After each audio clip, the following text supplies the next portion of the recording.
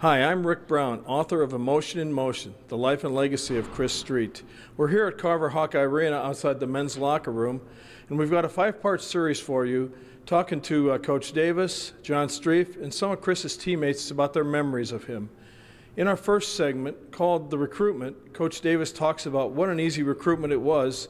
We also talk about the night in Bloomington, Indiana in 1991 when Chris blew a bunny, but James Moses was there to pull a rabbit out of his hat and beat the 4th-ranked Hoosiers.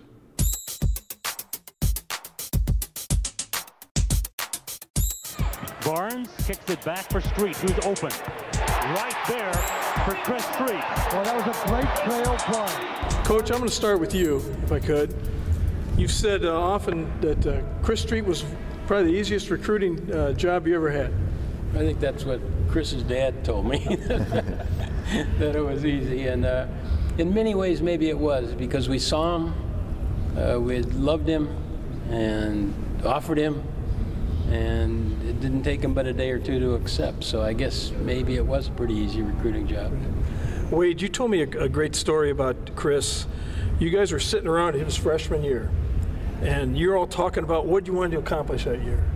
One said all Big Ten, one said I led the team in scoring. You said, Chris said, I just want to be a Hawkeye. Do you remember that? Yeah, I do, and I think that's what really Chris was all about, is he loved playing basketball, but more so he loved playing basketball for the University of Iowa. Mm-hmm. James, you remember the game in Indiana, I think 90-91 season, you hit the winning shot, but people forget that Chris missed a bunny before you tipped in, and Chris said after the game, I'm glad James tipped it in because I'd have been a goat. And nobody is on the ball. They're able to get it in high to A.C. Earl. Earl for the lead, Street for the rebound. It's tipped in. Tipped in, James Moses. And it counts. It counts, Moses.